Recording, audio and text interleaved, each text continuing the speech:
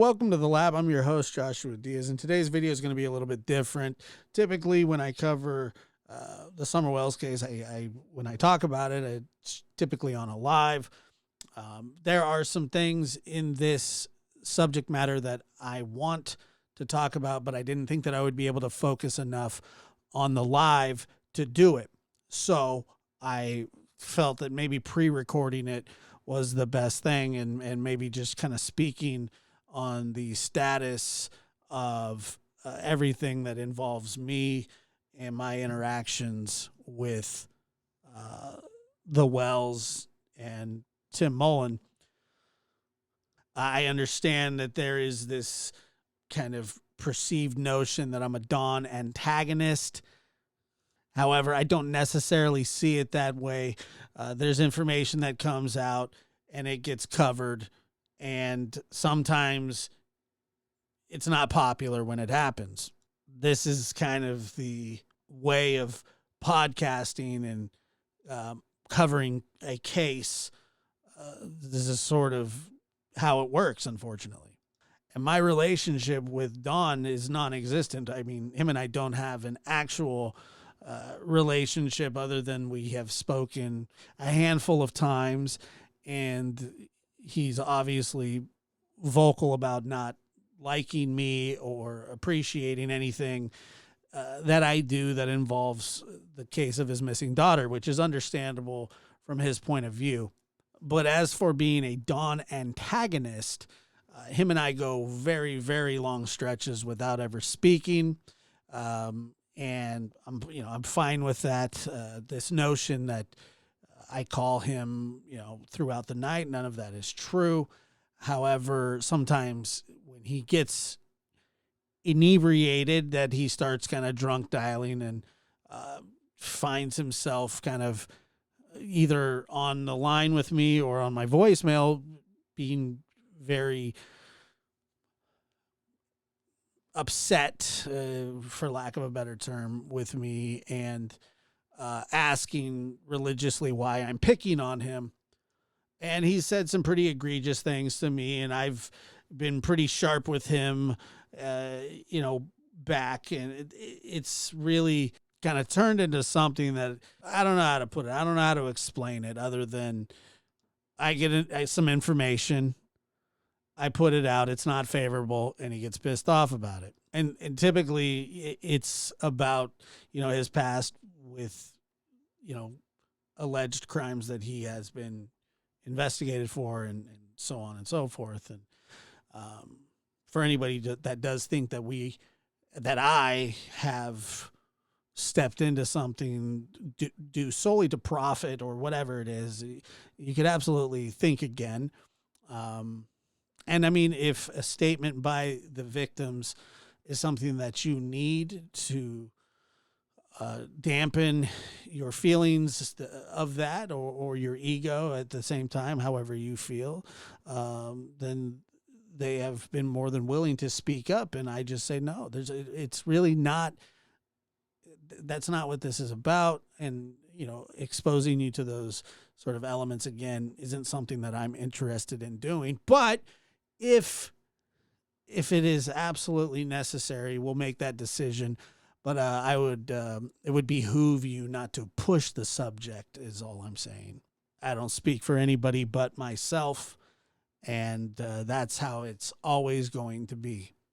Now, these phone calls that I've had with Don over time, and probably less than half, probably a quarter, had been recorded, and some of them, unfortunately, are just lost to the times of yesteryears, and some of them were absolutely insane, sober insane, drunk insane, and but nothing like this had ever come up. This is different, and even though that he's physically threatened to harm me, which I to be honest with you, had never taken too serious, and even found it to be kind of like, wow, whatever. The threats towards others was what was completely serious about that situation. And so what happens here is, it is a crime to threaten to hurt somebody, but the laws are very strange, especially when it comes to state lines and things like that. But in that hour and a half phone call, there was a lot really for me to unpack. And after him demanding that I record the phone call 3 different times, I finally did and said that that's what, okay, fine. And he wanted me to make sure to get this threat for some reason. That's what he wanted. And so, I showed everybody. Of course, I was in a lot of the ways the bad guy for quote unquote egging him on. I saw a lot of comments. What did you say to him prior to that? And what did you, whatever. I didn't say anything other than whatever you've heard me say. And I've been vocal about that. However, one of the things that I have never accused Don publicly of is the notion of essay towards his daughter. And I've never even said that to him. I have no evidence of that. I don't necessarily think that is a fair thing to put on somebody with just wild speculation. We all have certain ideas and certain thoughts. Some are shared and some don't deserve to be shared without any tangible evidence. And I'm not saying that goes for you, but for me, I never broached that subject. It's just not something that I just can't. It's not, and I've always made a point to avoid it when it comes to that situation. Now, in the other situation, these are grown folks who want to speak up, and they're allowed to do that no matter who says otherwise. But I've never went there with Don because I don't have anything tangible, or to me, I'm not some prolific mind, and so I don't go there. I have my thoughts and opinions about a lot of different things, but I just have never went there ever. So it kind of shocked me in this phone call, and he knows that too, and I've reiterated that to him, and I said, look, if you find something where I've ever said that, I'll apologize, but I know it's not there. Not like that. And I'm not telling you how to feel about it one way or the other. I'm not going to do that. I'm just saying that is a bridge too far for me with the information that I know about the case. That's it. But while we had that phone call where he threatened me, there was a very sinister, it took a really dark turn, and I still am having trouble understanding exactly what was going on. Was it good old, just him being a complete asshole? Was it him just spewing the most hateful things that you could think of? But he just made a very damning and baseless accusation towards me, which, by the way, I unequivocally deny it all, and none of it's true, and none of it's based in truth, and even he knows that. But the fact that he went there with it has always kind of has bothered me, and I understand that he was intoxicated when this phone call took place, and he may not even remember saying it. I just don't understand why it was said. But what he said was that what he was accusing me of, and this, I don't know if this is blind rage or not, but what he said was that he thinks that I set this whole thing up, meaning Summer going missing, and that he has videotape of me, video proof of me with Summer, which is obviously asinine and not to be taken serious in any way. But he puts it on me like a matter of fact, and I just, one of those things where I don't quite understand what's going on. I don't understand why it's said. I don't understand that at all. And I'm not even 100% sure I know what he means by it. I know how I kind of interpret it, but, you know, I could be off, and I hope that I am. But I'll go ahead and play it for you now so you can hear it. You was the one that come down here and got Summer, and I actually have videos of you with Summer. Yeah, that's what I got. No, what she told me and was... I turned them over to TV. I turned them over to FBI. Right. You're a fucking sexual. Right, okay. I think you set this whole thing up to be with my daughter, and I have videos of it. And once again, none of that is true. None of that is factual. None of that is anything other than, I think, him just drunk ranting and trying to say, make me feel responsible and feel bad and disgusting all in the same time, because whatever way he meant it was meant to cast shame on me or whatever. But, you know, this one I don't really understand. And maybe it has something to do with the tape that was played, you know, where I see people still talking about it, saying that I was the detective and that I pretended. Even Don himself, when we had our conversation, was being very adamant that I was the one that did it, that I set that up, that he didn't know that it was me calling the jail and talking to him. And while I was playing that tape, I would hear people or see people in the live chat say, "Oh, well, that sounds like Josh." And I think a lot of it was kind of like tongue in cheek and kind of just joking around maybe. But some people took it to heart and took it for real and whatever. It's obviously wasn't me, and nor would I ever do anything like that. You know, and there are people saying that they've, you know, checked in and called in and said, hey, this was done and this was done. And I don't know if any of that's true or not. I can tell you that I haven't received one phone call in 3 weeks from anybody about it, nor has anybody else. So, you know, we did our homework, and it's just simple as that. But I'm sure a lot of that anger came from that and kind of manifested itself into this. And, you know, him accusing me of pretending to be a police officer is one thing.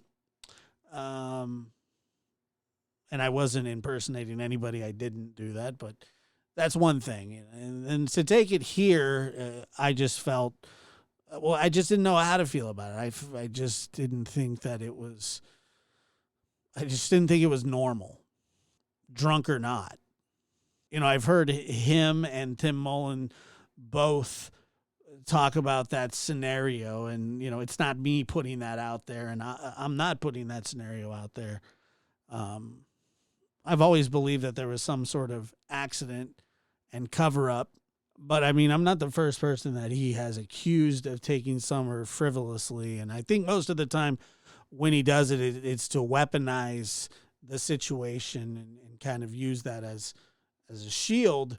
And it's either one of two things: that he's a grieving father, an extremely grieving father, or he's just a complete asshole, sociopath for saying something like that and just throwing that out into the ether, knowing damn well that nobody has anything to do with it that he's accusing. And that's really just my thoughts on that. But my thoughts remain the same, that Candace has her head deep in the sand, and it's being protected because she can't really give a good interview about Summer, hence her waiting 13 days to even address the situation. And you know, you can say whatever you want, but that wasn't a plea. None of that was a plea.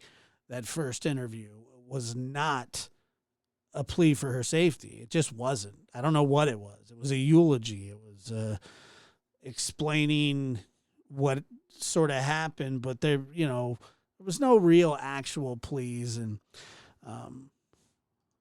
I get a lot of comments saying, leave these grieving parents alone or whatever. First of all, I'm not bothering them. They don't have to watch my show or listen to it.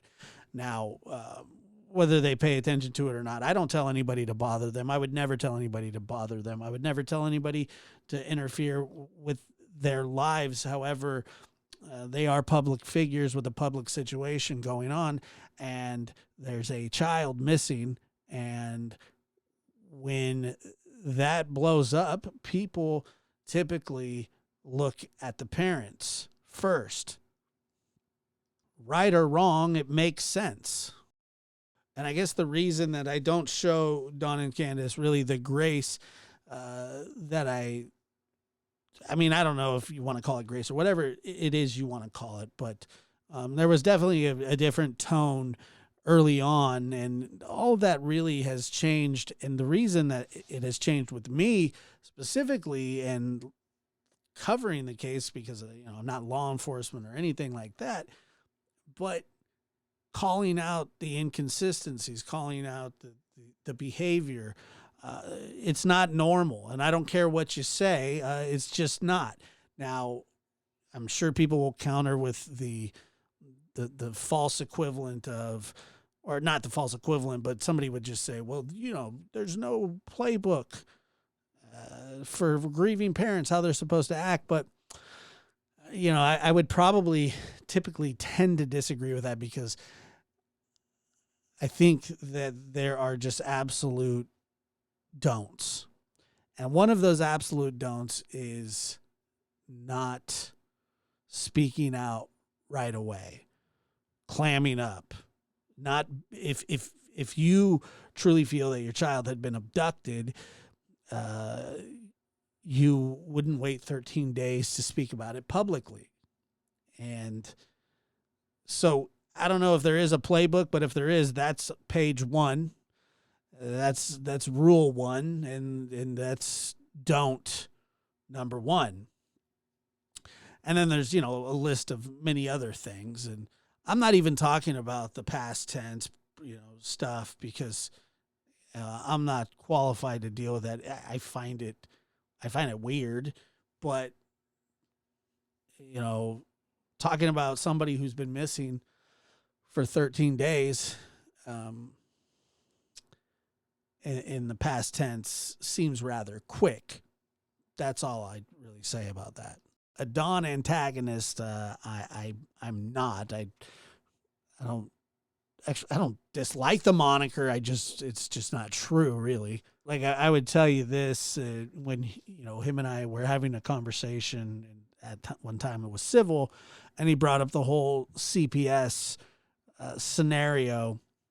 He's like, just look into it. And I did look into it. And I absolutely looked into it. And I found out about, Tennessee's deficiency when it comes to CPS, and how it was no longer state ran, but ended up being ran by the government for quite some time, because they were sued for just, inadequacies. And so I understood that, and I looked it up, but there was nothing pointing to what he was saying. And I looked at it, and the stats that he was using and Tim Mullen was using was that they were saying, like, all these kids are missing from CPS, but a lot of that are they're juvenile kids that have had legal trouble, and a lot of them run away from home and just age out, but they continue to be missing, and there's not a big task force looking for these kids that run away from, if a kid's bound and determined to run away, short of putting him in jail, is not going to stop them from running away. So they run away, but they are considered missing. Those are the stats that he was using, and to me, it just wasn't true. It was just bullshit. And that's how it's always kind of been. Like, we kind of agree on something, and like we're gonna work towards that, and you're gonna get, oh yeah, we want the help that you're offering or whatever it is, and then it turns into mush again. And So yeah, I mean, I guess I do take that stuff personal, but it's not about me and Dawn. It literally is about his daughter. Unfortunately, a lot of the sideshow has came with it, and I understand that it's hard to get away from. But like other podcasters or streamers or people that cover, I'm never looking to fight, and I just don't really care about your impressions of me. I'm doing the things that I want to do and how I want to do it. And the people that watch may or may not appreciate it, but I do try and put thought into everything that I do. And that's the God honest truth, whether people think that or not. It's just that I'm not going to make time for, these minor spats of people want to just make stuff up and lie. And you can't even sue people that do that because they don't have a pot to piss in. So you just ignore them. And that's just how it's going to be forever. And kind of the internet and live streaming and podcasting and whatever has given a voice to a lot of very irresponsible dolts in the world. And it's kind of unfortunate because it brings the worst out in everybody. And everything is kind of reduced to middle school behavior. You're calling people fat, ugly, dumb, this or that. And while people may be fat, ugly, and dumb, I don't know if it really needs to be pointed out. Usually those kind of traits stick out like a sore thumb, mostly the dumb and ignorant aspects of it. I mean, calling somebody overweight that's obviously overweight, it seems a little redundant. It's not something that needs to be pointed out. And I never knew that as an insult that would boost somebody else's spirits, like by saying that to them, or like, oh, you're an idiot. Okay, I feel so much better that I said that about you. I mean, I never quite got that, but I didn't think that this was a show or episode or whatever it is that you want to call it that I wanted to do live. I wanted to be able to just kind of think and say it without having to pay attention to anything else going on. People accusing me of being a detective impersonator or whatever it is. And I know that most people, or the people that do enjoy the show, the Lab or Lab After Dark, don't believe that kind of malarkey, but it is distracting at times when you're trying to do a live show. And so I thought that maybe podcast format was just maybe a little bit better. I actually think that I'm much better at podcast style than actually live. I mean, I'm not really good at either, but I am better at one than the other, I do think, to live broadcasts. So I truly hope that you have enjoyed this style of presentation or whatever it is. Like I said, I just felt that I had to do it different, and I did.